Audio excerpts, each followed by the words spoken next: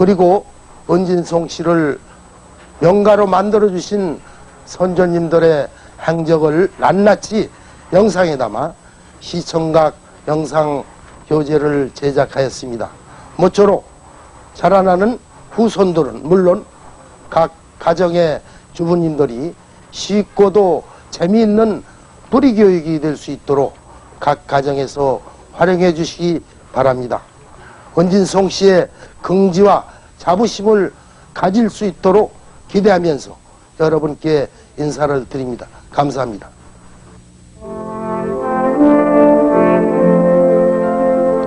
이 땅에 가문의 역사가 시작된 이래 우리네 선조들은 가문의 전통과 명예를 목숨같이 지키고 갖고 왔다.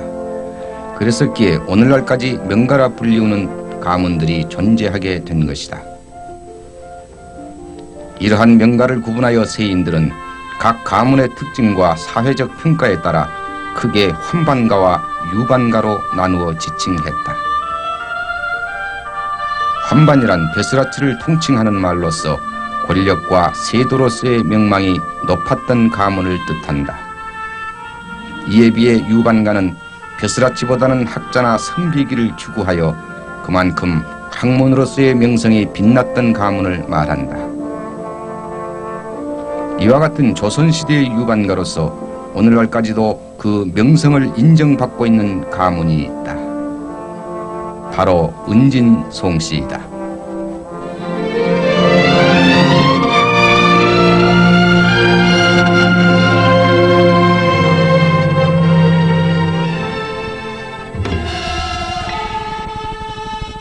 유반의 명가 은진송씨, 700여 년의 씨족사를 집약한 가문의 특징이다.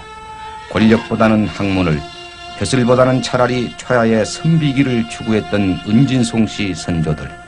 이러한 유반의 명가 은진송씨 명망은 이곳 대성전에서 웅변되고 있다. 문묘 또는 공자묘라고도 하는 이 국립사당엔 공자를 주벽으로 동국 18현이라 불리우는 18분의 성현이 모셔져 있다. 신라와 고려 그리고 조선조를 망라한 인물이다. 18현 중 은진송씨 가문의 인물은 동춘당 송준길과 우암 송시열이다. 우리나라 300여 성씨 중 이렇듯 한 문 중에서 두 분이 배향된 가문은 은진송씨와 광상김씨 뿐이다. 그러나 1300년에 걸친 광상김씨의 씨족사와 수백만의 인구수에 비교한다면 은진송씨야말로 이 나라 제1의 유반가임에 여타의 이의가 있을 수 없을 것이다.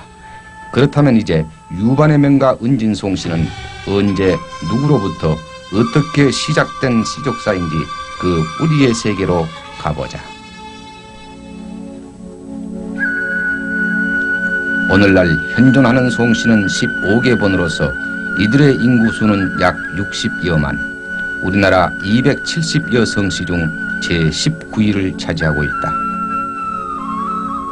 동국 만성보나 한국 정고 등 옛 문헌에 의한 송씨의 시원은 중국 경조 출신으로서 당나라에서 호부상서를 지냈다는 송준으로부터 시작되고 있다. 그리고 송준의 7대 손이 되는 송순공의 후손 송자영이 세 아들을 두었는데 장남 송유익으로부터 여산송씨, 차남 송천익으로부터 은진송씨, 삼남 송문익으로부터 서산송씨가 시작된 것으로 기록되어 있다. 그러나 은진송씨는 여산 및 서산송씨와는 달리 송천익이 아닌 그의 후손 송대원을 공식적인 시조로 모시고 있다. 이와 같은 결정은 조선조 중기 때 은진송씨 족보를 만드는 과정에서 동춘당 송준길과 우암 송시열을 비롯한 문중 원로들의 상의와 고심 끝에 이루어졌다. 송천익과 송대원 사이의 세계가 실전되어 도저히 그 연대와 계대를 헤아릴 수가 없었기 때문이었다고 한다.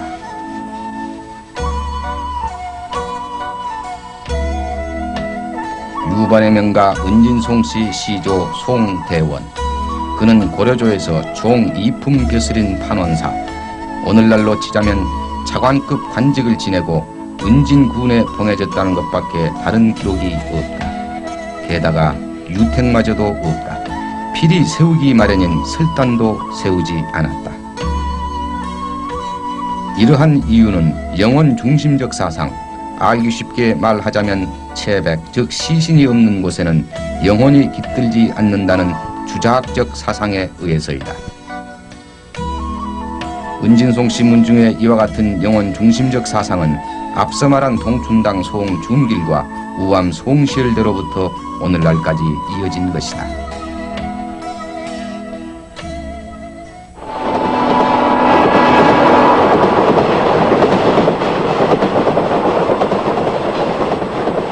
여기는 충청남도 논산시 화지동과 반월동 일대 유반의 명가 은진송씨 본관이다.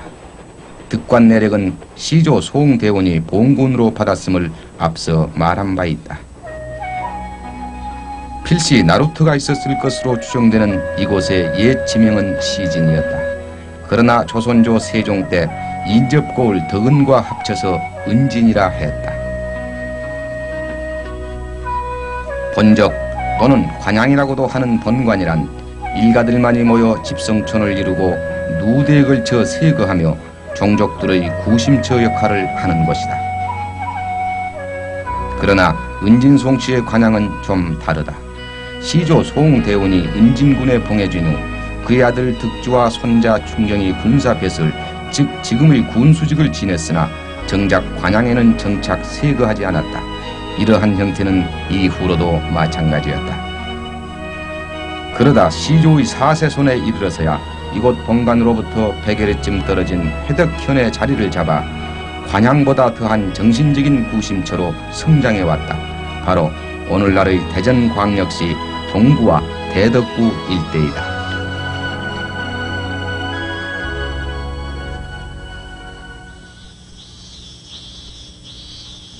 은진송씨의 명실상부한 뿌리터이자 세거지였던 회덕.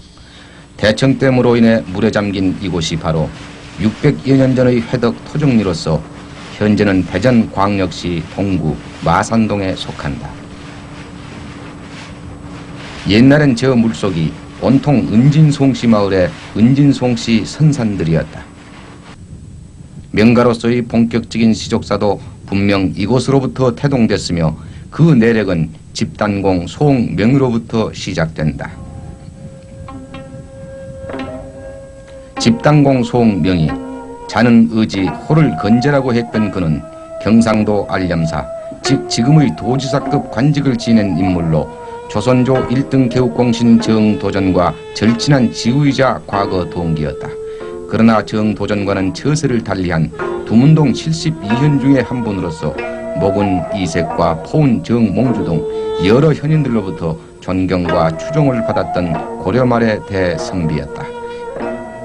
이성기의 역성혁명으로 고려가 망하자 집단공 소홍명의가 두문동에서 처가인 이곳 회덕의 토정리로 내려와 은거한 것이 그 계기가 됐던 것이다. 지금 제가 서 있는 이 자리는 현재로서는 대청댐 가운데 서 있는 그 하나의 섬입니다. 그러나 댐이 건설되기 전에는 이 앞에 마을이 있었고 또 도로가 이렇게 나 있었습니다. 1978년 댐이 건설되면서 충남대학교 박물관에서 이 지역을 발굴한 적이 있었습니다. 그 당시 발굴했을 때 집단공에서 사시던 그 유허가 바로 저 밑에서 발굴이 됐습니다.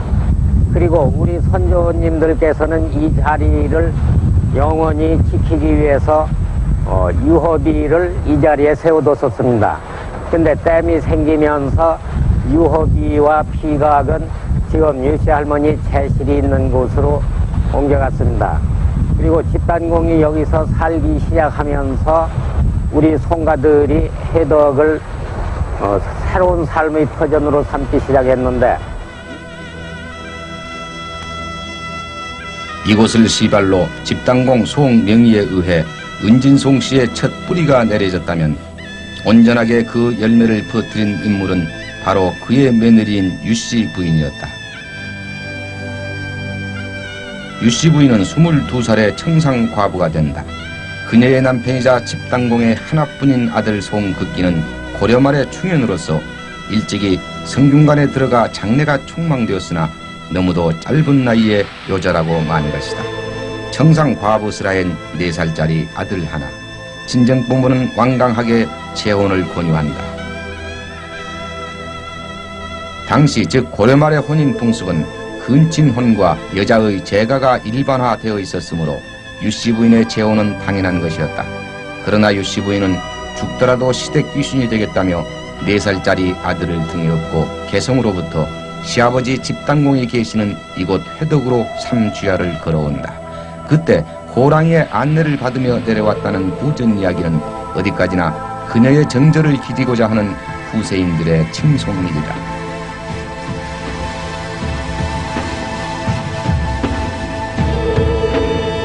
한편 죽음으로써 삼주야를 걸어왔는데도 시아버지 집단공은 유씨 부인을 받아들이지 않는다. 여자로서 부모의 명을 따르지 않는 것은 삼종지의가 아니라는 이유였다. 유조비는 울면서 말했다. 자신의 삼종지의는 등에 업힌 아이에게 있다고.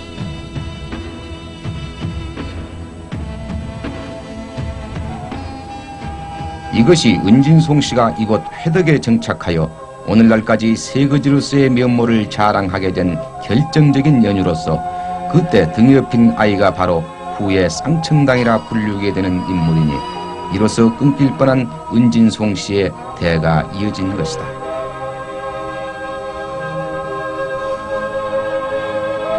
한 여인의 고결한 정절이 빚어낸 은진송 씨. 이러한 은진송 씨의 유조비 유씨 부인은 남원양 씨의 이씨 부인, 광상김 씨의 허씨 부인과 함께 고려 말기의 삼열부로 오늘날까지 세상에 널리 회자되고 있다.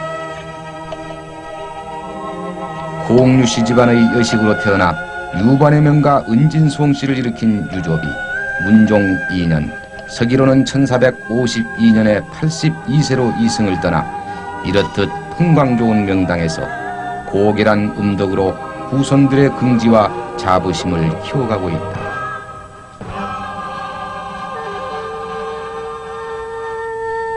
쌍청당 송유 4살 때 아버지를 여의고 어머니 유씨 부인의 등에 업혀 회덕으로 왔던 바로 그 인물로서 시조 송대원의 5세 손이다. 그는 할아버지 집당공 밑에서 그윽하고 고든 덕향과 고고한 절조를 지닌 인물로 자라났다. 젊은 나이에 벼슬을 시작하여 부사정에 이르렀던 송유. 그러나 그는 이방원에 의한 왕실의 권력상정과 어지러운 조정이 싫어 벼슬을 버리고 할아버지와 어머니, 즉 집단공과 유조비가 계신 향리로 돌아왔다. 그리고 그는 할아버지가 돌아가신 후 토정리로부터 이곳 중리동으로 옮겨와 오늘날까지 온전하게 보존되어 오고 있는 대종가와 쌍청당을 짓고 응거하며 다시는 세상의 영달을 구하지 않았다.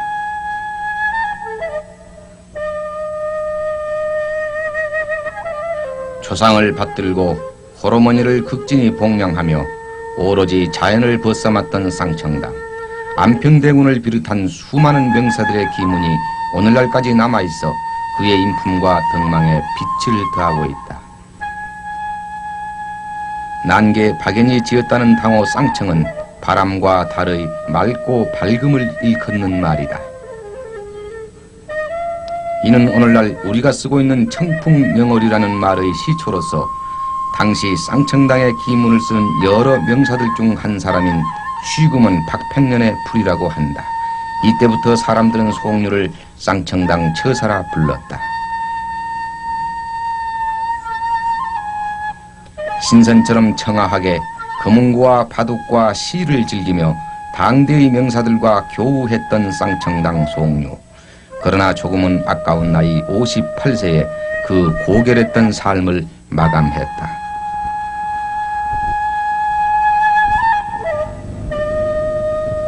여기는 황악산 중턱의 쌍청당 유태. 풍수지리학적으로는 선인 독서혈로서 신선과 같은 인물, 즉 선비가 대대로 배출된다는 명당이다. 위아래로는 쌍청당의 7세 손인 수홍공 소홍갑조와 송창공 소홍유록의 묘소로서 이를 일컬어 일강삼묘 백세 청풍이라고 한다. 그래서 은진송씨가 유반의 명가를 이룬 것일까? 쌍청당은 계사와 계중이라는 두 아들을 남겨 그 자손을 민들레처럼 퍼지게 했으니 이후의 후손들은 이때부터 오늘날까지 쌍청당의 후손이라는 자부심과 긍지를 갖고 전국 각처에서 30여만에 이르는 벌족으로 번성해 왔다.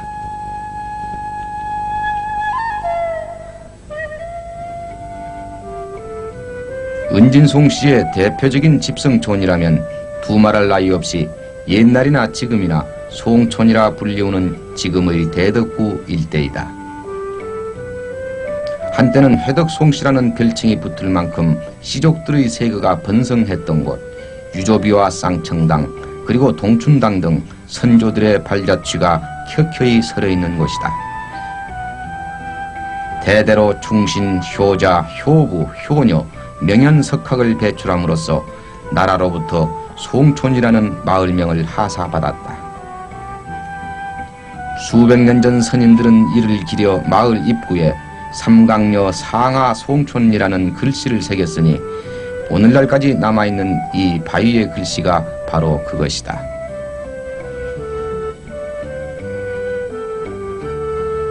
그리고 이곳 송촌에는 쌍청당으로부터 직계 장손으로만 내려온 대종가가 있다. 옛날엔 쌍청당이 유조비를 모시고 살았던 고택이었지만 세월 따라 개축이 거듭됐을 것이다. 현재의 대종손은 26대손 송교진씨. 대종손의 역할은 도대체 무엇일까?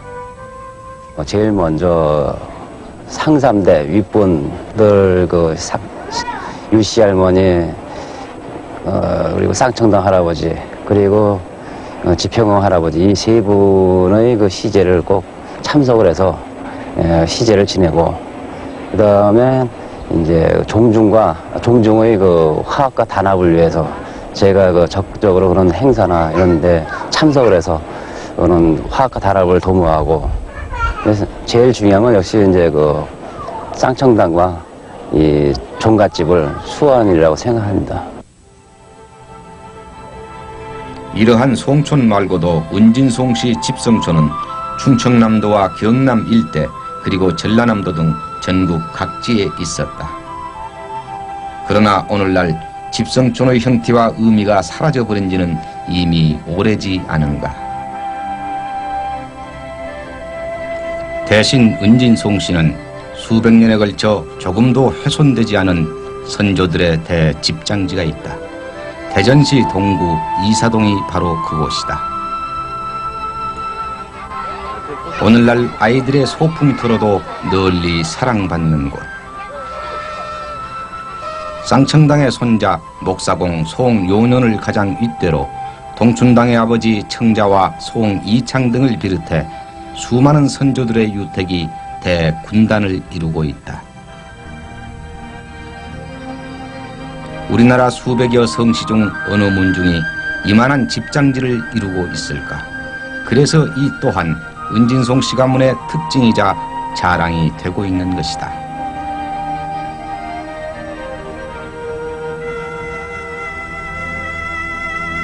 (700여 년의) 씨족사를 자랑하는 유반의 명가 은진송씨.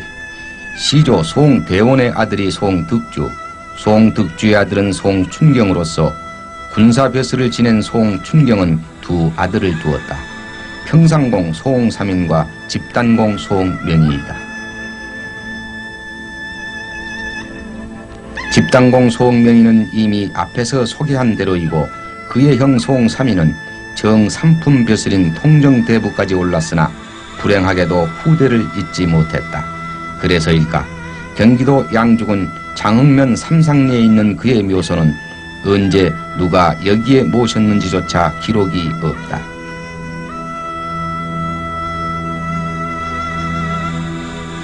평산 도호부사를 지낸 관계로 오늘날 평산공이라 불리우는 송 3일의 시제는 매년 5월 셋째 일요일. 올해도 어김없이 전국에서 모여든 후손들에 의해 흠양과 배례가 올려진다. 그래서 평산공은 비록 후대를 잊지 못했으나 그 영혼만은 결코 외롭지 않으리라.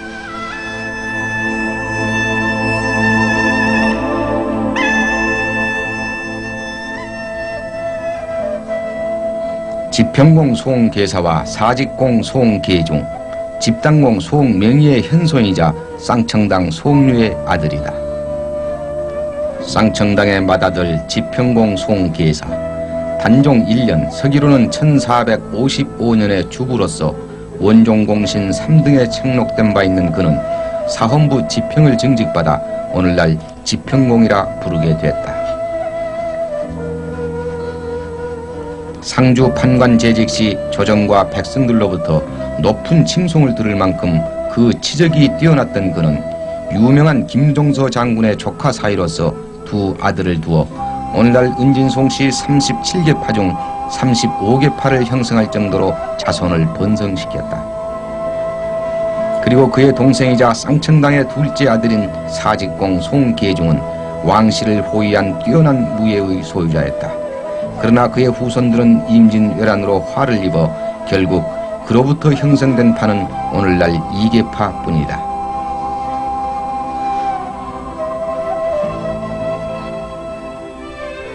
목사공 송요년과 정랑공 송순년은 형제로서 지평공 송계사의 아들이다. 목사공 송요년은 생원시와 문과 별시에 합격하여 정삼품 벼슬까지 오른 조선조 초기의 문신이었다. 항상 고든 마음가짐에 일처리가 정밀하고 민첩했으며 청렴하기로도 이름 높았던 그는 연산조 5년 서기 1499년에 70세로 별세했다.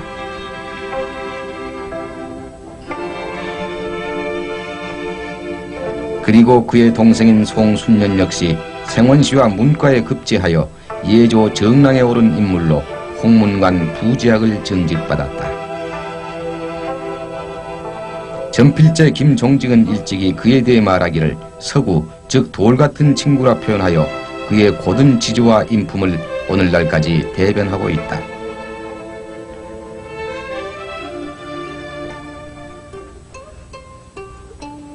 사직공 송계중의 두 아들은 주부공 송민년과 장사랑공 송호년이다.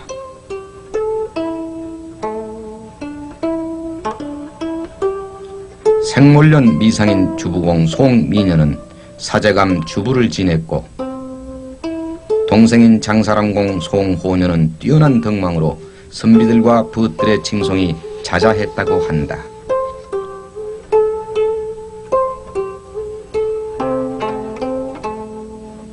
양근공 송여림, 목사공 송요년의 아들로서 자는 윤보이다.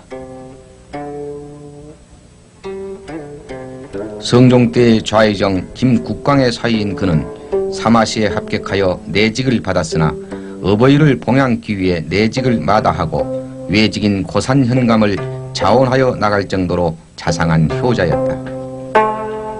모친상을 당했을 때는 일체의 벼슬을 사양하고 심요하였으며 부친상 때는 단상법, 즉 복을 입는 기간을 짧게 한 법이 엄하였음에도 불구하고 양근공은 흔들리지 않는 효심으로 끝까지 분묘를 지켰다. 자산, 통천, 양주 등 여러 고을의 군수를 지내고 내섬시 첨정에 임명되기도 했던 양근공 송여림은 무려 9명의 아들을 두어 은진송씨 자손이 급격히 번창하는 계기가 되게 했으니 지평공 송계사가 바로 그의 할아버지이다.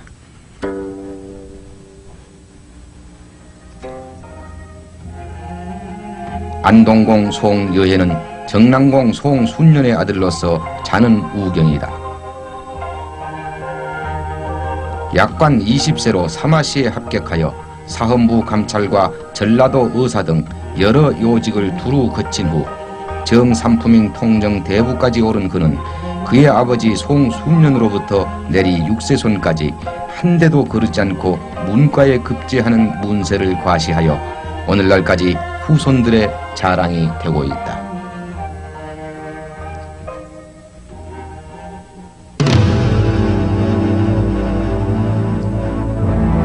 유반의 명가로서 결코 짧다 할 수 없는 700여 년의 은진송씨 시족사. 그 질곡의 세월과 문중사 속엔 유반가로서의 전통과 명예를 흔들림없이 지탱케 해준 선조들의 정신과 사상이 깊고도 넓게 박혀있다. 그러한 정신들은 크게 나누어 도학정신, 선비정신, 충절정신, 효열정신으로서 대를 이어 줄기차게 추구하고 지켜온 은진송씨 가문의 가풍이기도 했다.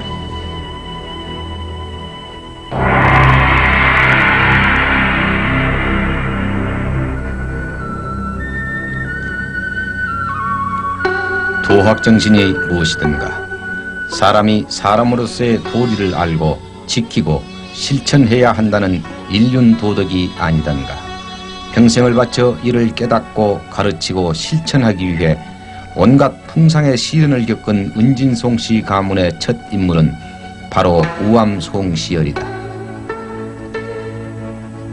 주작의 선봉이자 유학의 거유로서 너무나도 올곧게 살다간 큰 선비 우암송시열.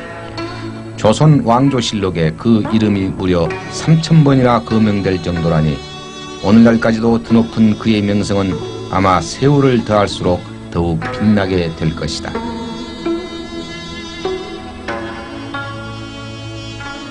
충청북도 옥천군 이원면 용박리, 옛 이름은 구룡촌이었다.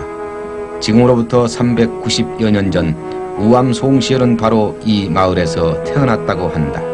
그래서 이 마을엔 아직도 그가 태어나고 자란 집터와 공부하던 서당 등이 남아있다.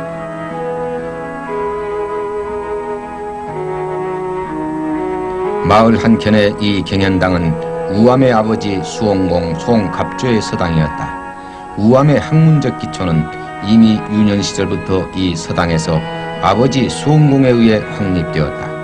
조선조 중기에 걸출한 문신이었던 수원공은 아들 우암에게 주자는 후세의 공자요 율곡은 후세의 주자이니 공자를 익히려면 마땅히 율곡으로부터 시작해야 한다고 강조했다.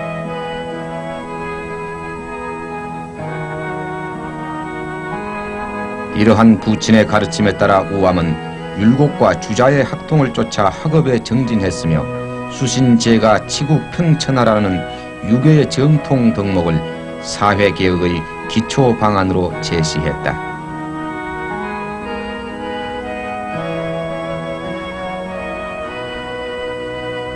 인조 때부터 숙종에 이르는 4대 왕조에서 우암은 임금으로부터 벼슬을 제수받은 것이 무려 109회나 된다. 그러나 실제로 응한 것은 16회뿐이었다. 우의정, 좌의정을 합쳐 3번 조정에 나선 기간이 불과 49일이었으며 벼슬을 지낸 전체 기간도 3년밖에 되지 않았다.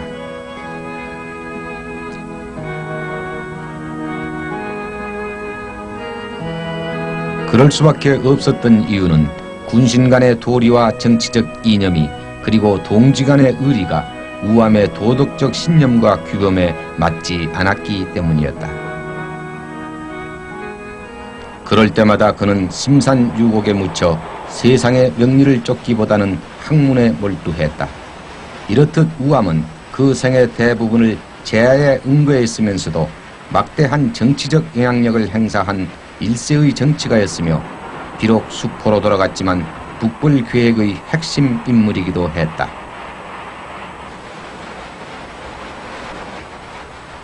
북벌계획이란 조선조 제17대 임금이었던 효종과 우암 간에 이루어진 정책으로서 병자호란 때의 치욕을 설욕하고자 청나라를 정벌하려는 계획이었다.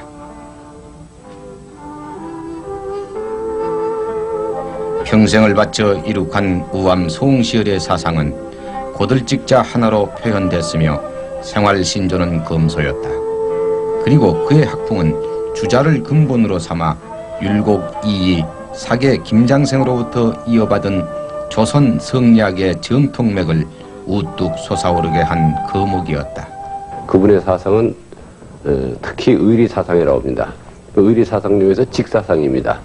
이 직사상 그러면 단순한 행위의 직만이 아니고 마음속에서 오르는 자기 자신의 마음부터 바로잡아야 한다. 그래서 따라서 정치에 나가서도 우선 임금의 마음을 바로잡아야 한다. 그래가지고 그 임금님의 마음을 바로잡음으로 해서 온 나라 참 편해진다. 이렇게 생각해서 임금의 마음부터 바로잡고 주위의 모든 사람의 그 제도 또 행동을 규제하고 이렇게 해서 학문적에까지 그렇게 서로 연관이 되어 있습니다. 학자로서 정치가로서 그리고 인간으로서 다시 없이 파란만장했던 그의 삶은 숙종 15년 세자책봉 관대 상소로 제주도로 유배되었다가 서울로 압송 도중 전라북도 정읍에서 사약을 받고 죽으니 그때가 서기 1689년 6월이었으며 향년 82세였다. 이에 그를 배양하는 서원이 전국적으로 70여 군데에 세워졌고 나라에서는 문정이라는 시호를 내렸으며 마침내는 문묘와 종묘 배양으로 그의 학문적 권위와 정치적 정당성이 범국민적으로 공인되었다.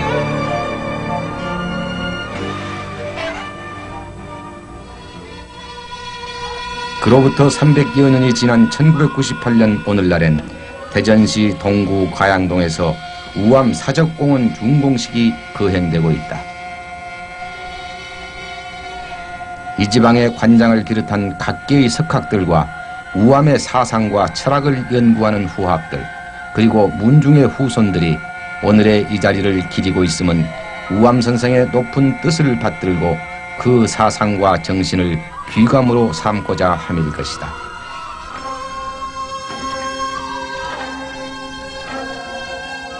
지금의 우암 사적공원은 옛 회덕현의 흑농촌으로서 우암 송시열이 흑농서당과 남간정사를 세워 수많은 제자들과 학문을 연구한 곳이었으며 병자 호란의 치욕을 씻기 위해 우암이 국벌정책을 구상했던 것도 바로 이곳이었다.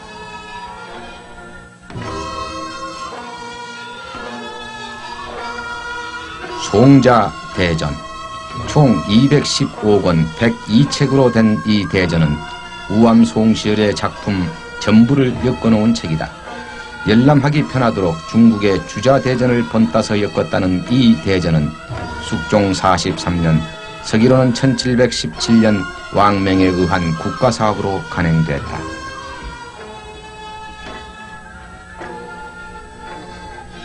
송자대전 우리나라 5000년 역사상 이렇듯 자자 존칭을 받은 사람도 그리고 한 개인의 저작 전집을 대전이라 이름한 것도 오로지 한 사람 우암 송시열 뿐이니 그 학문적 높이와 가문의 광명을 어찌 필설로 표현할 수 있겠는가.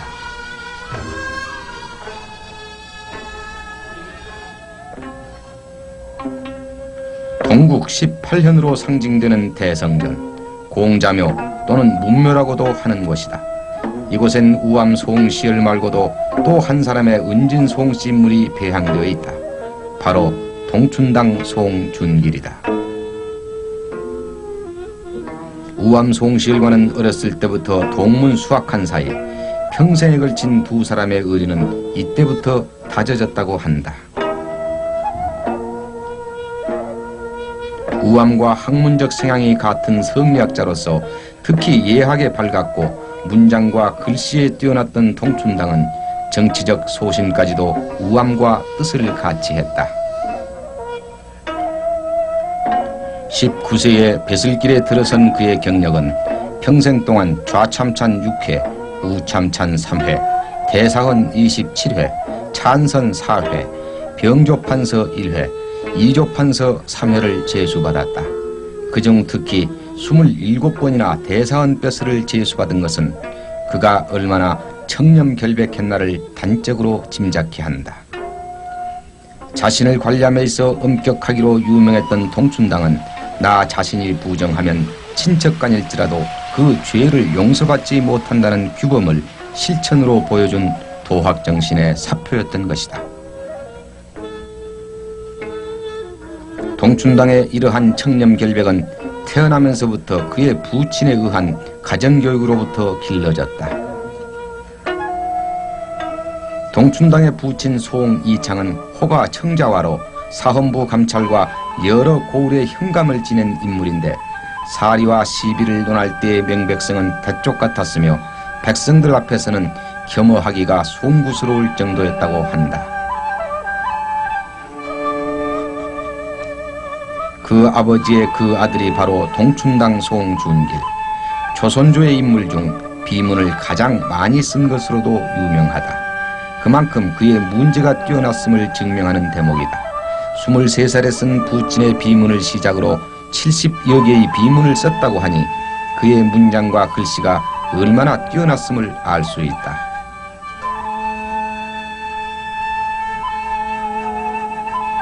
시와 술과 농사를 벗삼아 말년에 고향으로 돌아온 그는 도학을 강론하여 수많은 인재를 배출하고 자신의 호를 따서 지은 이 동춘당에서 현종 13년, 서기로는 1672년 67세를 일기로 생을 마치니 신도비를 세우지 말 것과 영정을 그리지 말라는 것이 그의 유언이었다. 유명한 인현왕후의 외할아버지였던 동춘당 송준길. 우암과는 13촌 숙질간으로 한 살이 더 위였으나 세상을 떠나기는 우암보다 15년 먼저였으니 우암의 슬픔은 이루 말할 수 없어 병석에 누울 지경이었다고 한다. 동문수학으로 어렸을 때부터 다져진 의리와 학문적 경향은 물론 정치적 소신까지 같이 해왔던 우암과 동춘당.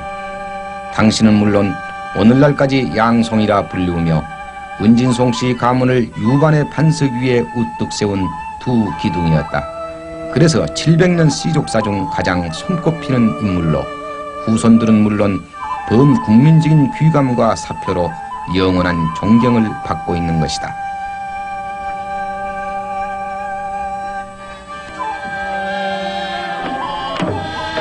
동춘당 문화제.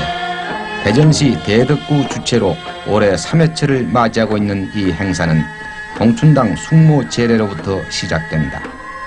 동춘당의 학풍과 인격을 재조명하여 그에 대한 관심과 이해를 범국민적으로 확산시키고자 함이 그 목적이다.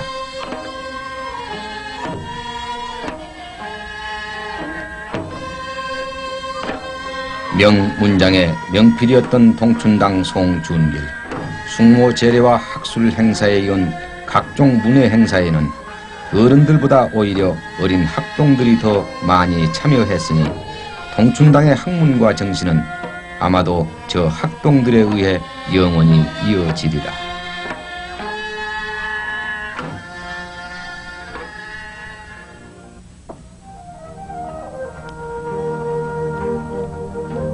은진송 씨 가문의 도학 정신을 빛낸 세 번째 소개 인물은 송규령. 자는 도원이며 호는 제월당으로서 송시열, 송준길과 함께 삼송이라 일컫는 조선 후기의 문신이다. 사마시와 식년 문과를 거친 그의 벼슬은 일일이 열거할 수 없을 정도로 다양하다.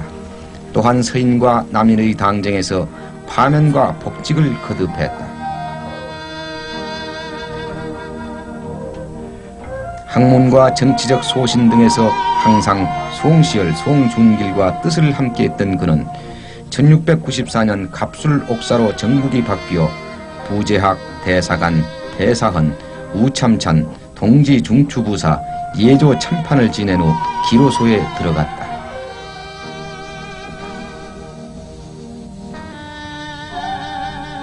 기로소란 정이품 이상의 벼슬아치가 70세가 되면 들어갈 수 있는 일종의 왕실 경로당으로서 임금은 이때 지팡이와 의자를 하사하고 연회를 베풀어 주었으니 당사자는 물론 가문의 큰 영광이었다.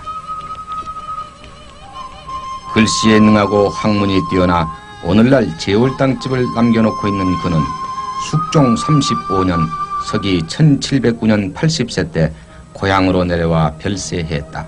시호는 문이었다. 송주석은 우암 송시열의 손자로 자는 서구, 호는 동곡이었다. 숙종 때 증광 문과 급제로 종 5품직인 교리에까지 이르렀으나 벼슬의 뜻이 없었던 그는 오직 우암의 성리학 탐구에 평생을 바쳤다. 우암의 시국사를 정리한 향동 문답과 봉곡집 등 비교적 많은 저수를 남긴 그는 숙종 18년 서기 1692년 42세의 짧은 나이로 요절했다.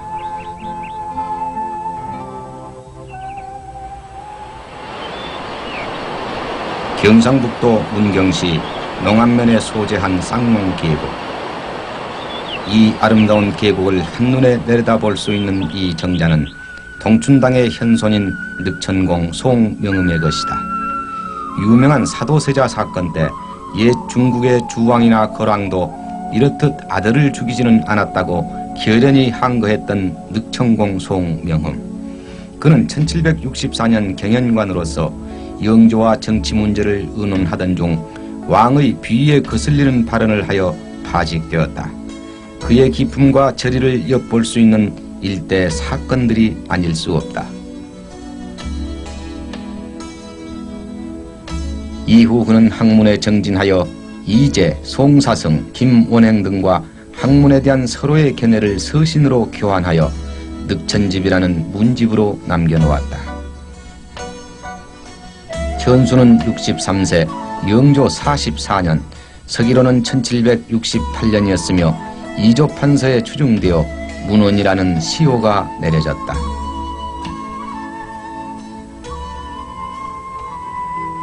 늑천공 송명음과 학문적 교우가 깊었던 송응상, 자는 산응이라고 했으며 호는 운평 또는 동해자로도 불렀다. 세자 시강원 자의, 즉 왕세자의 스승으로서 영조 때의 문신이자 뛰어난 유학자였던 운평공 송응상. 그는 율곡, 사계, 우암, 수암, 남당으로 이어지는 기호학파의 맥을 이어받아 성담공 송환기와 이의준 등에게 그 학통을 전수하고 묘향산에서 학문에 정진하던 중 48세의 나이로 별세하여 그의 스승이었던 남당 한원진과 함께 양곡사에 배향되었다.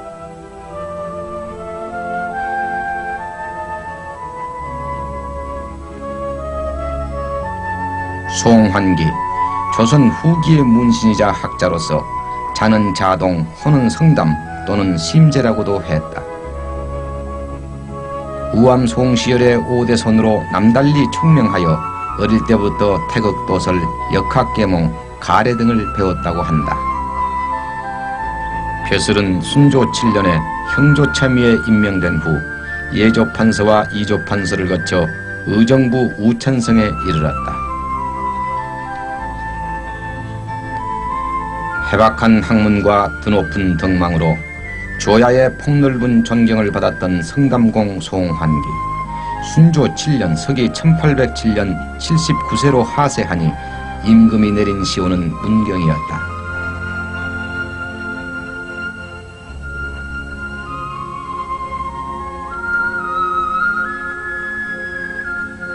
도합정신으로 은진송씨 가문을 빛낸 다음 인물은 수종제공 송달수이다. 벼슬은 교관을 거쳐 헌종 13년에 육품직에 올랐고 철종 3년에는 경연관, 지평, 장령 등을 역임하였으며 이어서 부호군, 철종 6년에는 승지에 이어 이조참의에 이르렀다. 예학과 성리학에 밝았던 그는 주로 이예설을 따랐으며 서기 1858년 50세로 아쉬운 생을 마감했다.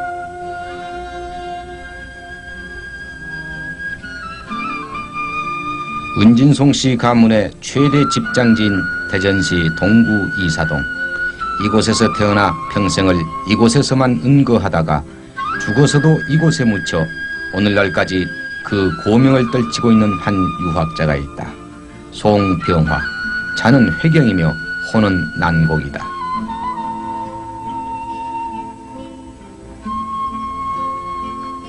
그의 특징이라면 기호학파의 학맥을 구한말까지 이어왔다는 것이다. 그랬기에 그는 조선조의 개국 이념이자 통치 이념이었던 도학, 즉 유학의 학맥과 그 정신을 철저히 지키고 발전시켜온 마지막 조선인이라는 칭송을 들을 수 있었을 것이다.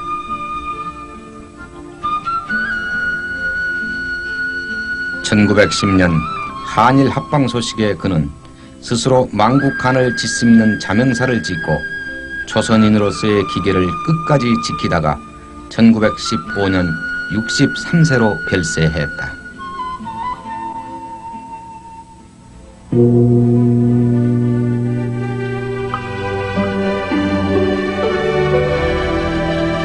선비란 일반적으로 학예와 덕망을 갖춘 확고한 신념의 소유자로서 불의와는 결코 타협하지 않았던 조선시대의 사대부를 통칭한다. 모름지기 참 선비란 끊임없이 학문을 닦고 자신을 수양하며 교만하거나 아부하지 않으며 예의와 염치를 알고 도리를 알며 목매한 백성들을 가르치고 지도하며 대쪽 같은 지조와 신념으로 절개를 지키며 벼슬길에 오르면 청렴결백으로 나라를 위해 멸사봉공하는 것으로서 이 모든 것을 솔선수범하는 자를 말한다.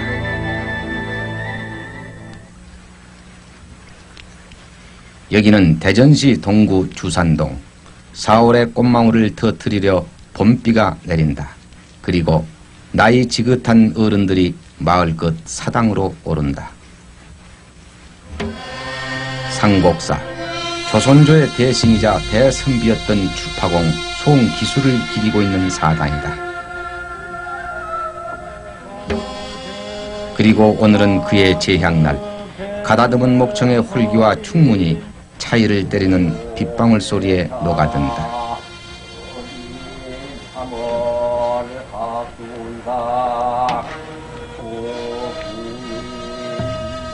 이조, 호조, 예조, 공조, 형조, 병조 등 조선조의 6판서를 다 지낸 인물 송기수. 자는 태수, 호는 추파로서 문과 급제 후 사가독서를 받은 그의 벼슬은 육조 판서 말고도 화려하기 그지없다. 사헌부의 대사원, 의정부의 좌우참찬, 홍문관의 직제학, 사관원의 대사관, 강원 경기관찰사, 한성 판륜 등이 다 그가 지낸 관직이다. 제자 백가에 통달하고 당대의 명사들과 폭넓게 교류했던 추파공 송기수. 중종부터 선조까지 내 임금을 섬기면서도 길이 아니면 가지 않았고 의가 아니면 행하지 않았던 절개와 충의의 큰 선비였다. 서기 1581년 74세로 영면한 그는 죽음에 임해서도 그다운 유언을 남겼으니 시호를 청하지 말고 서원을 설립하지 말 것이며 후손들은 시류에 아부하지 말라는 것이었다. 유언에 따라 시호가 내려지지 않은 그의 장례는 왕명으로 경기감사와 춘천감사가 호상에 임했으며 임금은 정사를 멈추고 조의를 표했다고 한다.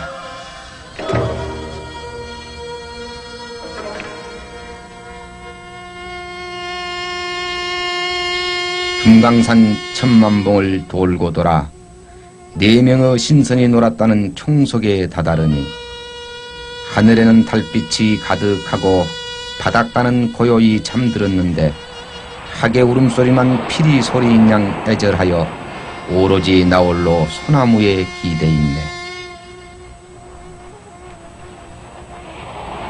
음미할수록 고결한 인품과 맑은 지조가 느껴지는 시이다. 자는 영로, 호는 송담이라 했던 송남수의 주옥 같은 시는 방금 소개한 것 말고도 수없이 많다. 해동 산천록, 송담공이 낙이 앉아 전국의 산천을 유람하며 읊은 시들이 총 망라되어 있는 시집이다.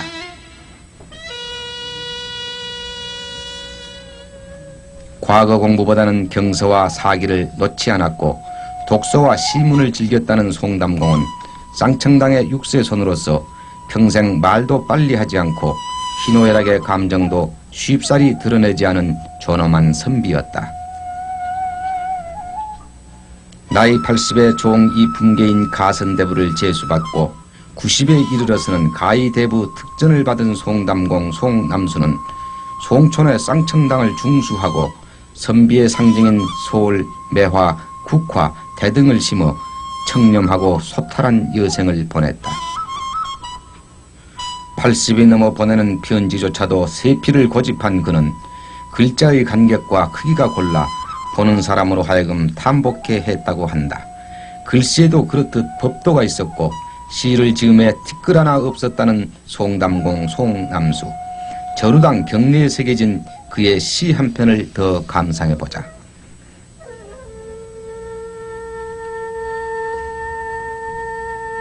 돌고개 마루엔 봄이 손짓하건만 아랫마을 잔설은 그대로 쌓여있네. 달 밝은 밤 개울가에 두견새만 우는데 버들가 다리에는 인적 하나 없구나. 자나깨나 노인들은 나라 걱정인데 요동땅 오랑캐는 물러가지 않는구나.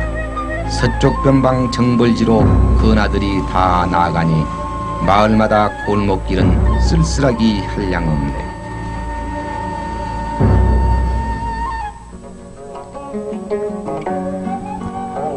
삼가공 송계수의 자는 현노이다. 서기 1539년에 태어나 1586년에 순직한 삼가공 송계수.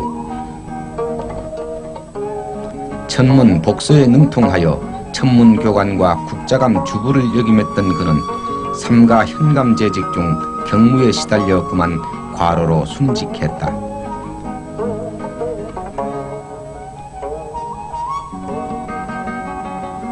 대전시 동구 이사동에 소재한 월송제는 바로 그를 기리기 위한 제실로서 수백여 은진송씨 제실 중 가장 먼저 문화재로 지정받아 후손들의 긍지와 자랑이 되고 있다.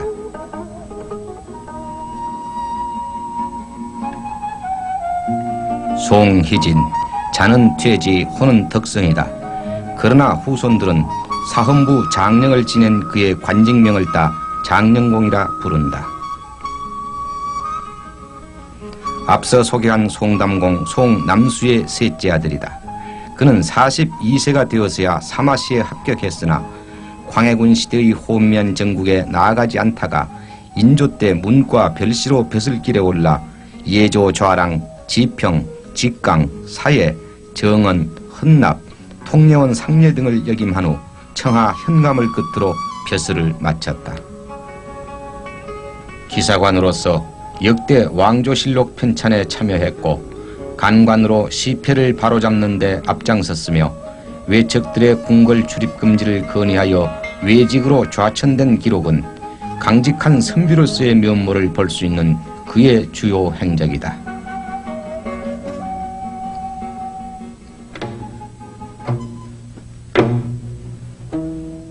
어릴 때부터 이미 탁월한 시제를 발휘했다는 금암공 송몽인. 자는 문병이다.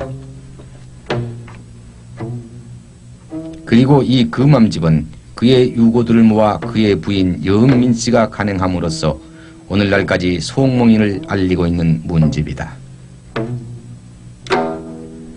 7살에 이미 격조 높은 시와 글을 지어 세상을 놀라게 했다는 금암공 송몽인은 24세에 사마시에 합격하고 대과를 준비하다가 그만 병으로 요절해버렸다.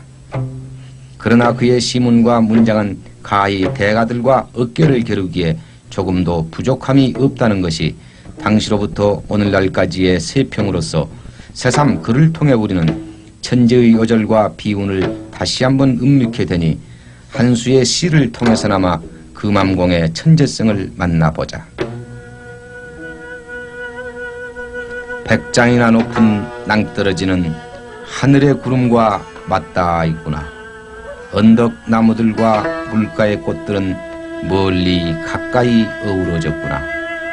노젓는 저 관내 소리는 어느 곳 배에서 들려오는가. 아름다운 금강서 쪽 석양빛에 실려오도다. 전라북도 고창군에 있는 고창읍성이다.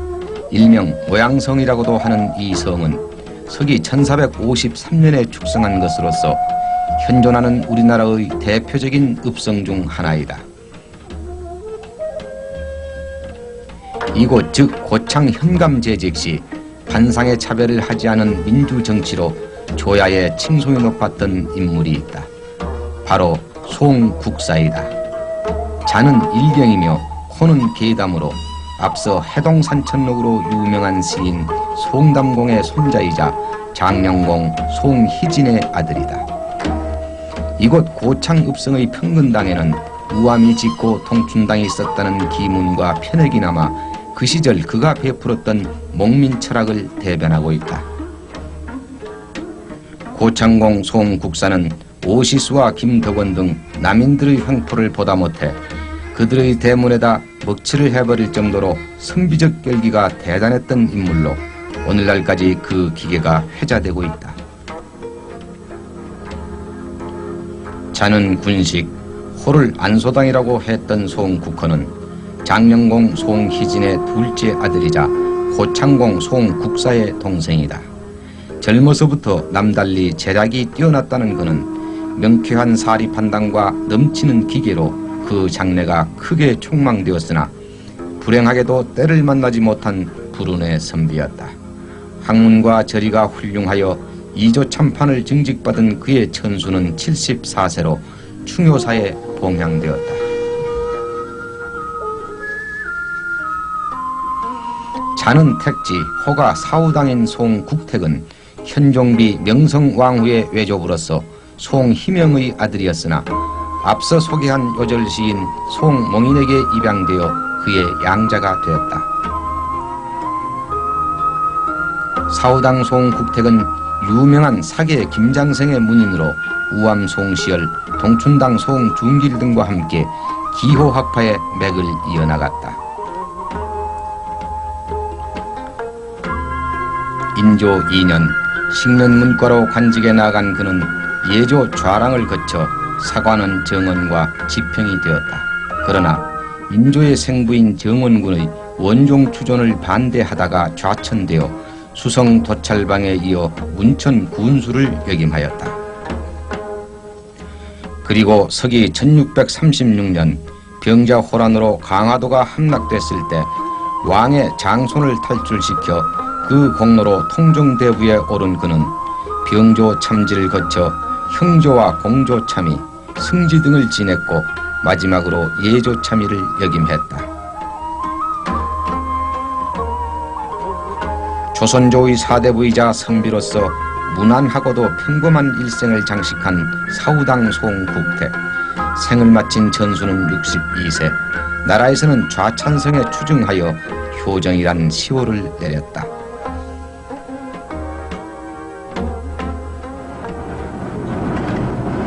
여기는 경상남도 합천군 대병면 유전리, 영남 일대의 은진송씨 뿌리터가 되는 곳이다. 지금으로부터 500여 년 전 충순이공 송세적이 이곳 처가로와 살게 된 것이 그 계기로서 그는 이 지역의 입향조가 되는 셈이다. 양근공 송여림의 9아들 중 둘째였던 그의 입향으로 인해 이 지역의 은진송씨들은 날로 그 씨족수와 세거지를 늘려가며 문세를 키워나가는 계기가 됐던 것이다. 그리고 마침내 이들의 문세를 대외적으로 드높인 인물이 배출됐으니 바로 입향조 송세적의 사세손이 되는 송정념이다. 조선 중기의 문신이자 학자로서 자는 계맹, 호는 존양제라고 했다. 24세에 사마시에 합격하여 성균관에서 공부한 후 효종 5년 문과급제로 성균관 학위를 제수받았다. 이후 그는 예조와 병조의 정랑, 사헌부 지평과 장령 등을 지냈고 이어 지비에 이르렀다. 외직으로는 강진과 기장현감을 지냈는데 기장현감 시 파직되어 고향으로 돌아온 그는 존양제라는 암자를 짓고 후학을 양성했다. 주로 남인계일의 허목, 조임도, 권대훈 등과 교우했던 그는 사후 신천서원에 배양되었고 문집으로 존양제집을 남겼다.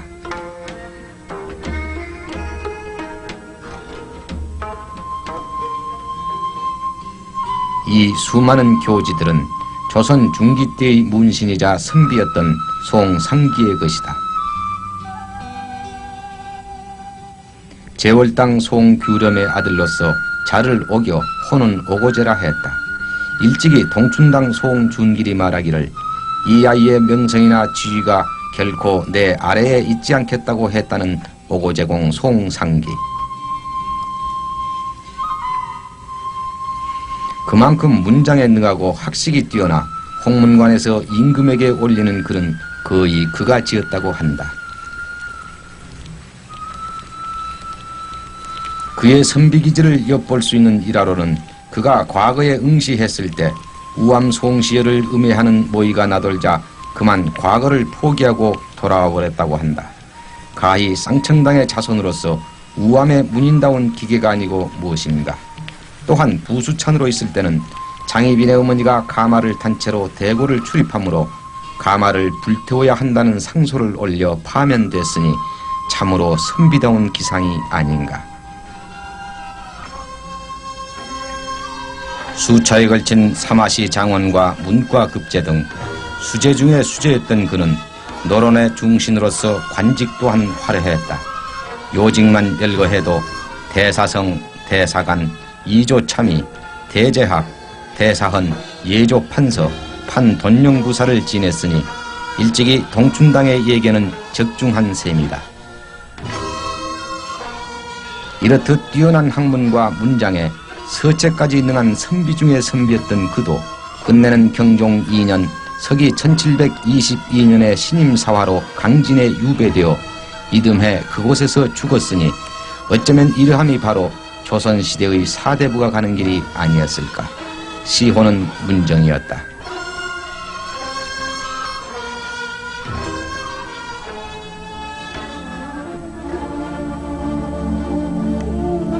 조선조에서 사대부로 태어난 삶은 분명 선택받은 축복이었다. 그러나 혹자에 따라서는 비운이기도 했다. 끊임없는 사와 당쟁 속에서 올곧은 사대부로 그리고 깨어있는 선비로서 남마 같은 시대를 이겨내기가 때로는 외줄타기만큼이나 지난한 일이었다. 그러나 어찌하랴 숙명이고 운명인 것을.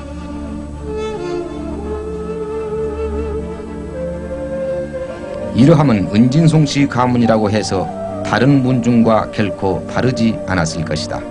그래서 사대부는 항상 시대를 관조하는 해안을 길러야 했고 목숨도 버릴 수 있는 절개와 지조가 있어야 했으며 사리를 분별하여 진퇴를 결정하는 용단도 가져야 했다. 은진송씨 가문이 다른 문중에 비해 이러한 선비가 압도적으로 많았다는 사실은 앞서 소개한 인물들의 면면이 증명하고도 남을 것이다. 그랬기에 오늘날까지 유반의 명가로서 그 전통과 명예가 빛나고 있는 것이 아니겠는가. 이러함은 이후 소개할 충절들도 마찬가지이다.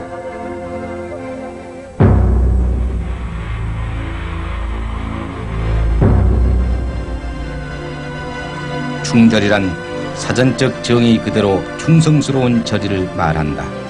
조선조에서는 나라에 대한 충성과 부모에 대한 효를 충효라 하여 가장 중요시하는 윤리 중의 윤리였다. 그럼 이제 은진송씨 가문의 충신과 열사 등을 통해 충절정신의 실체를 살펴보자.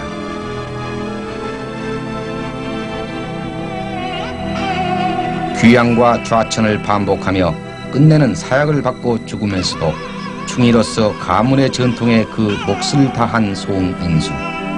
자는 미수이고 호는 규암, 운충은 죽은 후에 받은 시호이다.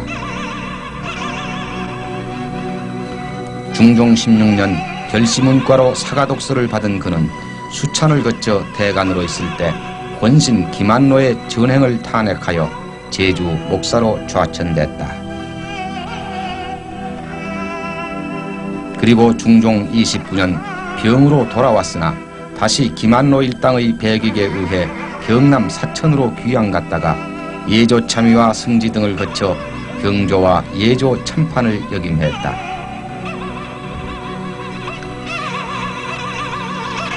중종 39년에는 형조 참판으로 동지사가 되어 명나라에 다녀온 후 대사성이 되어 유생들에게 성리학을 강론했다.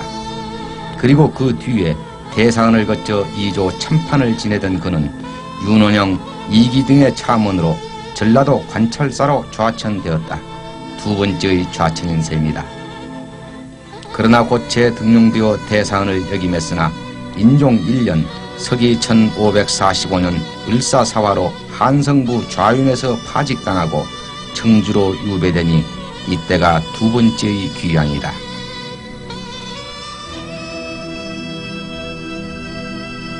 이때 은진송씨 세보를 만들었다고 하는 그는 인종의 부음을 듣고 수렴청정을 하고 있는 문정왕후에게 상소문을 올린다.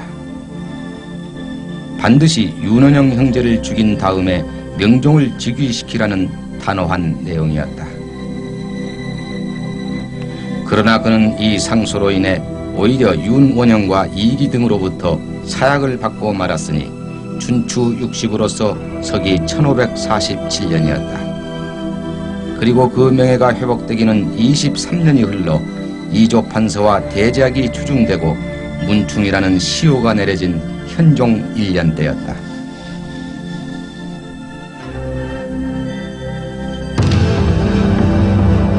선조 25년에 일어난 임진왜란은 조선조 최대의 전쟁이었다. 장장 7년 동안 계속된 이 전쟁이야말로 어쩌면 이 나라 의병사이기도 하다. 곽재우와 함께 외적을 향해 투혼을 다했던 영남 일대의 의병장 송응현, 자는 사희, 호는 양호당이었다.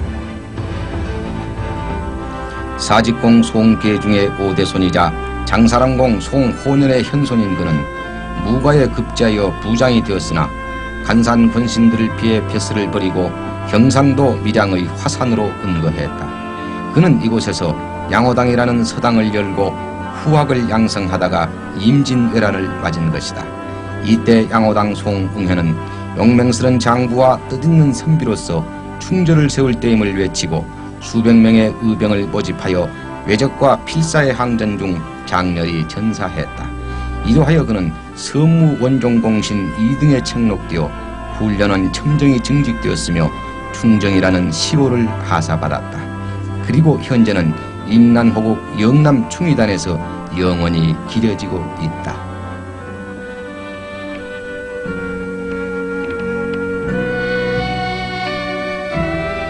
송방조, 자는 영숙이고 호는 습정, 임진왜란시 영동에서 현감 한명륜과 함께 의병을 일으켜 싸운 충절이다.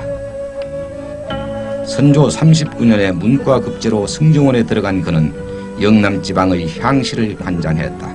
그리고 병조 좌랑역임 시 명나라가 후궁을 치기 위해 조선의 원구를 요청하자 그는 평안도 병마평사로 임명되었다.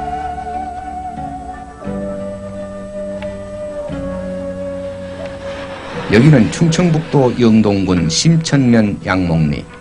국도변에 오두만이 서 있는 이 정년은 송시영의 충절을 기리고 있는 충현각인데 송시영은 바로 송방조의 아들이다. 송시영의 자는 무선, 호는 야은으로 정묘호란시 향인들을 모아 의병을 일으킨 투사이며 병자호란 때는 종묘와 사직을 지키기 위해 순절할 것을 결심, 스스로 목숨을 끊은 충절이었다. 이에 정려가 세워지고 좌찬성에 증직되었으며 충현이라는 시호와 함께 불천주의, 즉 영원히 사당에 모셔지는 은전이 베풀어져 오늘날까지 모셔지고 있다. 또한 그는 팔현묘라고도 하는 이 숭현서원에서 규암 송인수, 우암 송시열, 동춘당 송준길 등과 함께 8현 중 한 분으로 기려지고 있다. 그 아버지의 그 아들이라 했던가. 이렇듯 두 부자가 나라를 위해 아낌없는 충절을 바쳤으니 이는 가문의 자랑이기에 앞서 후세인들의 영원한 귀감이 돼야 하리라. 관직에서 은퇴 후 봉조화 영예를 누린 송근수는 자가 근술이며 호는 입제 또는 남곡이라 불리기도 했다. 우암 송시열의 8대손으로 대사원, 공조, 병조, 이조 판서, 좌찬성, 우의정, 좌의정 등 요직을 두루 역임한 그는 고종 19년 서기로는 1882년 5월 미국과의 조약 체결을 반대하는 사직소에서 나라의 주체성과 민족의 자존 그리고 외세의 경계를 통렬하게 극간한 우국 충절이었다. 세수는 85세로 시호는 문헌이었다.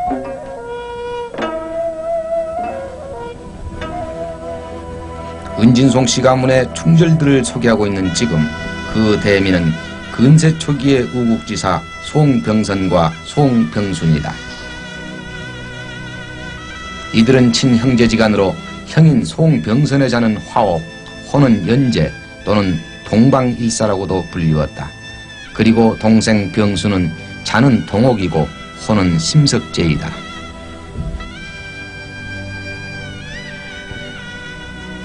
연제공 송병선은 호서학계를 대표하는 당대의 거유로서 동생 송병순과 함께 한국 성리학의 전통맥을 계승한 동시에 그 종말을 순국 의절로 장식한 충의의 열사였다. 서기 1905년 을사보호조약으로 국권이 박탈당하자 병선은 고종을 아련하여 조약의 파기와 매국노들의 처형을 상소했고 동생 병수는 전 국민을 향해 외놈들을 몰아내자는 토정문을 만들어 팔도에 뿌렸다.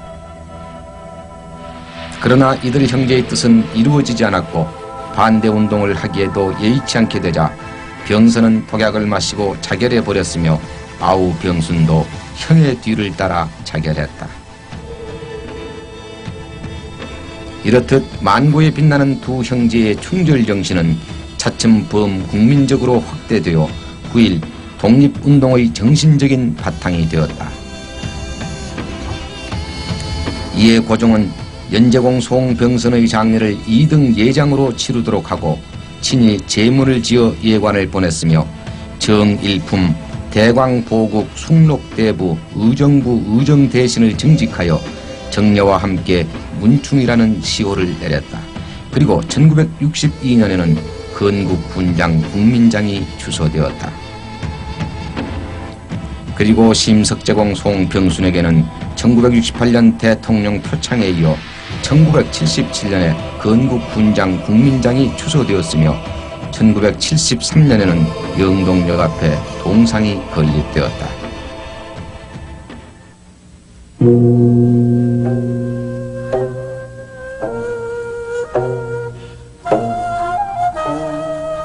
인간사에 있어 효는 백행의 근본이다. 이는 사람의 인품을 형성하는 첫째 덕목으로서 모든 덕행의 근본이기 때문이며 가문숭배와 조상숭배도 효로부터 시작되기 때문이다.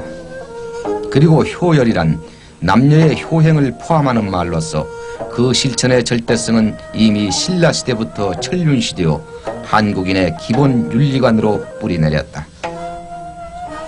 은진송씨 가문의 효자 효부 연려는 임금으로부터 하사받은 정려 수만도 17명이나 됨으로써 타 문중에 비해 단연 압도적이다.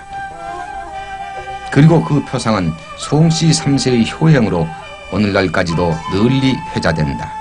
송씨 3효라 불리우는 이들은 선교랑공 송경창, 지평공 송시승, 도사공 송유관으로서 송시승은 송경창의 손자이며 송유관은 송시승의 아들이다.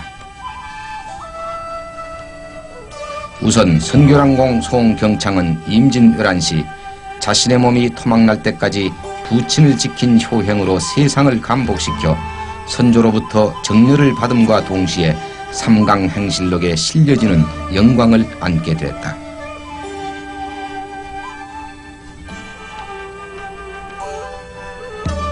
그리고 그의 손자인 지평공 송시승은 아들인 도사공 송유관과 함께 부모를 복양하는 효행 하나하나가 지극하기로 소문난 효자였다. 새끼의 수발은 물론 계절마다의 이부자리까지 배려했으며 부모의 병환 중에는 단지 즉 손가락을 깨물어 피를 내어드렸고 시묘살이 또한 극진하여 당시의 사람들을 크게 감동시켰다고 한다. 특히 도사공 송유관은 그의 모친 사망 시 하도 울어 두 눈을 실명했을 정도라니 가히 그 효심의 정도를 짐작해 한다.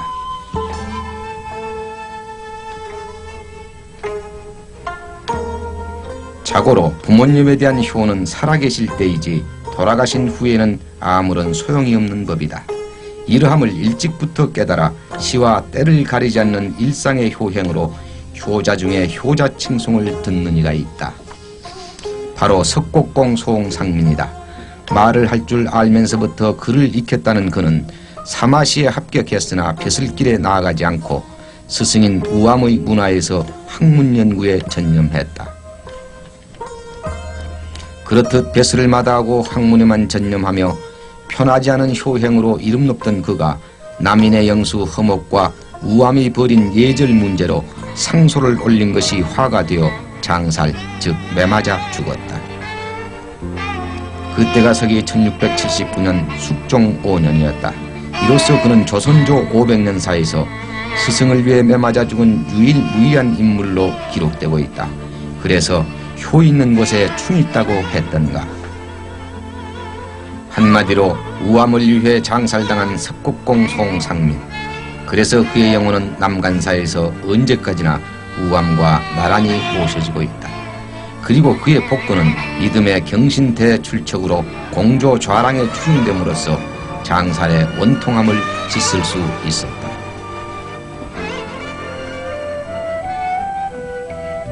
대전시 보문산 입구의 이 비는 통덕난공 송두원의 효자비이다. 영조 18년 서기 1472년에 임금으로부터 정려를 하사받은 그는 7남매의 막내로서 형과 누이들까지도 어버이 섬기듯 했으며 부친의 시묘살이 엄하게 흰 제비가 날아와 집을 지을 정도였다고 한다. 그래서 그는 오늘날까지 하늘이 낸 효자 소리를 듣고 있는 것이다.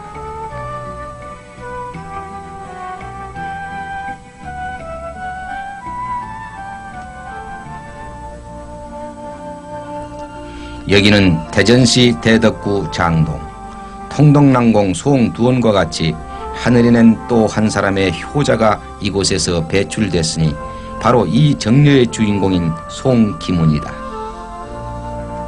단지 즉 손가락을 끊어 피를 내어드리는 효행은 말할 것도 없거니와 부모의 용병까지 맛보아가며 약을 처방케 했으니 새삼 일상의 효행과 시묘의 극진함은 상상하고도 남으리라. 열부란 쉽게 말해 남편을 섬기는 여인의 법도와 행실을 뜻한다. 유조비의 정절과 그 정신이 대대로 계승되어 온 은진송씨 가문의 여인들은 사실 열부 아닌 사람이 없었다. 그중 오늘날까지 삼열부로 칭송되고 있는 덕수이씨, 안평이씨, 그리고 파평윤씨의 열행은 은진송씨 가문의 꽃으로서 만고의 귀감과 감동이 되고 있다. 어려서부터 부녀자의 도리인 삼종 지도를 익혔던 덕수이 씨는 동춘당 송중길의 손자인 송병조의 아내인데 남편 병조가 괴질에 걸려 그만 23살에 죽고 만다. 남편과 동갑내기였던 덕수이 씨는 남편의 3년 탈상을 마친 날 약을 먹고 목숨을 끊어 남편의 뒤를 따르니 이것이 바로 여인의 삼종 지도 중 하나인 종부 지도인 것이다. 진사공 송지덕의 부인이었던 안평 이씨도 여인으로서의 도리가 한치도 어긋나지 않았으니 웃 어른에 대한 공경이 한결같이 정숙했으며 아랫사람들을 덕으로서 이끌었다. 그리고 남편에게는 밥상을 드릴 때 눈높이에 맞추어 올릴 정도로 극진히 존경했다고 한다.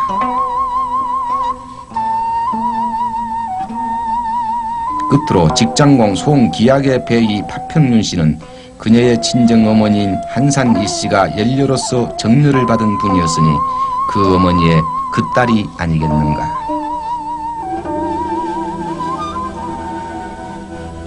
덕수 이씨, 안평 이씨, 파평윤 씨, 그녀들은 예의를 다하여 시부모를 섬겼고 남편의 뜻을 쫓아 집안을 이끌었으며 자식을 엄격하게 훈육하여 가문을 번성시켰던 것이다. 그렇다면 바로 그녀들이 있었기에 오늘날의 은진송씨 가문은 이어진 것이며 바로 그녀들의 내조에 힘입어 유반의 명가로 빛을 더 발하게 된 것이 아니겠는가.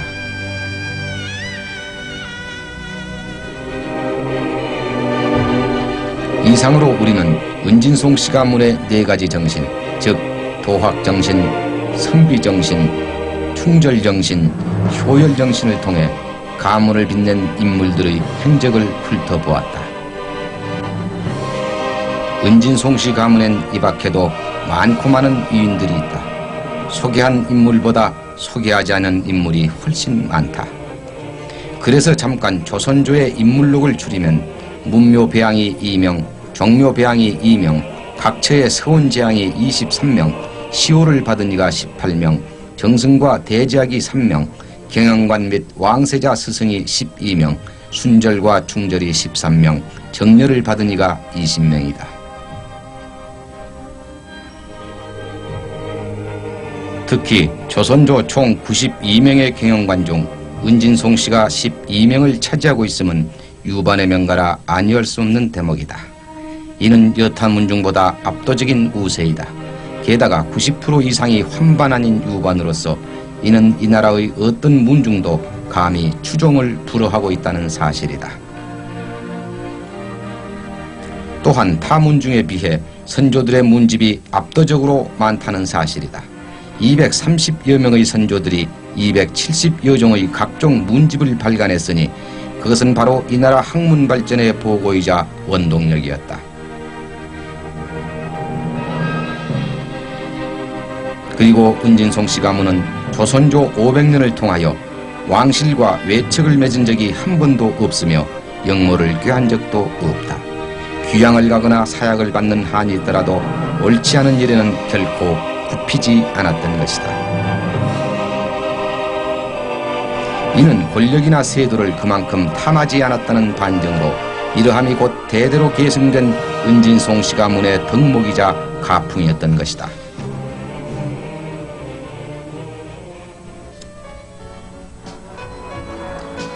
여기는 대전시 중구 선화 1동 은진송씨 대종중이다. 명실공히 은진송씨 전체를 대표하는 기관으로서 현존하는 후손들의 구심처 역할을 하는 곳이다. 다른 성씨들은 대종회 또는 화수회라고 부르는데 은진송씨 가문은 옛부터 종중이라는 용어를 써왔으므로 지금도 그대로 부르고 있다. 또한 대종중의 책임자를 공사원이라 부르는 것도 같은 이유에서다. 대종중의 주요 업무는 유조비와 쌍청당 소흥유 그리고 지평공 소흥계사에 이르는 상삼대의 세일사와 묘역관리 그리고 대종가 수호 및 그에 따른 재산관리이다. 이곳에서는 일상적으로 종친들의 실전된 계대를 찾아주는 일에서부터 갖가지 보학상담이 이루어진다. 또한 은진송씨 종보를 월간으로 발행하며 시족사와 선조들의 행적을 교재로 발간하는 일도 여간 만만찮은 일이다. 이러한 업무는 이어서 30여만 은진송씨 후예들의 결속과 더불어 숭조정신을 드높이고자 크고 작은 문중사를 기획하고 집행한다. 그래서 항상 회의가 많다. 전국적으로 조직된 150여 지역 종중과도 끊임없이 서로 간의 생각들을 교환하고 조율해야 한다. 예를 들어 후손들의 종사 교육을 위한 올해의 하계 수련회는 어떻게 할 것인가. 이와 같은 대종중의 가장 큰 업적이라면 1996년부터 시작된 쌍청회관 건립 사업일 것이다. 1700여 평의 대지에 건평이 총 280평에 이르는 대역사로 예산은 약 20억 상당에 이른다. 그리고 이 예산은 전부 은진송씨 전 자손의 성금으로 충당되고 있다. 이 회관은 이제 쌍청당의 자손으로서 쌍청당을 기리는 숭조와 예절의 도장으로서 은진송씨 전 자손들이 다각도로 활용하여 문중 발전에 크게 기여하게 될 것이다.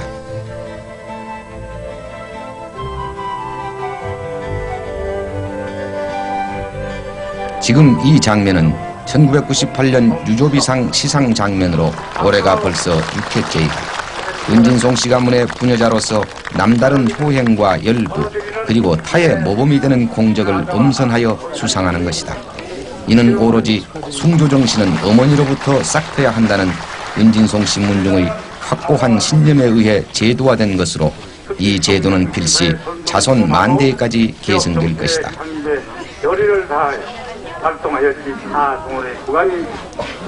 대종 중에서 벌이고 있는 이러한 수상 제도는 쌍청당상이 또 있다.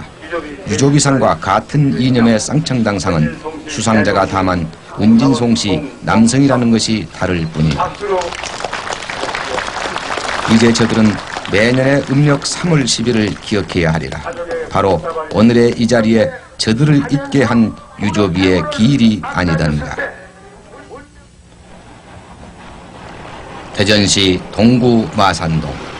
전국 방방곡곡의 은진송 씨 후손들이 만사의 우선순위로 불원천리 마다 않고 관광버스로 봉고로 승용차로 몰려든다. 오늘은 유조비 시제, 이를 일컬어 시향이라고 한다. 또는 시사, 제사라고도 한다. 옛 우리네 선조들은 이러한 제사를 해마다 4차례씩이나 치루어 왔다. 그러나 오늘날의 세태는 어떠한가? 그 시절에 비해 한 차례 또는 2차례로 간소화된 시향. 당신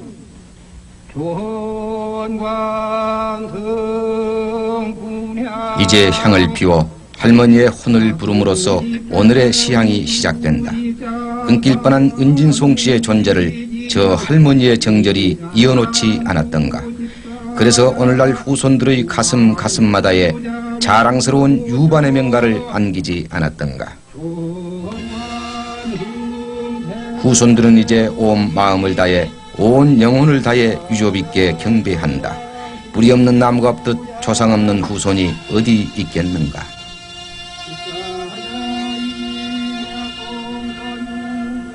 오늘을 사는 현대인으로서 조상을 찾아 그 슬기를 배우고 유업을 받든다면 그것이 곧 충효이자 온고의지심, 즉 옛것을 찾아 새롭게 익히는 사람으로서의 참 도리가 아니겠는가.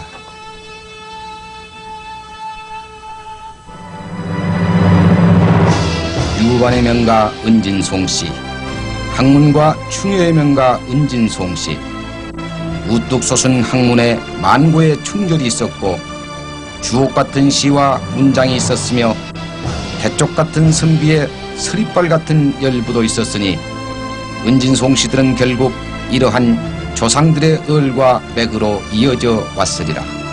그리고 오늘날의 후손들 또한 영원히 그렇게 학문의 명가로 유반의 명가로 이어가리라.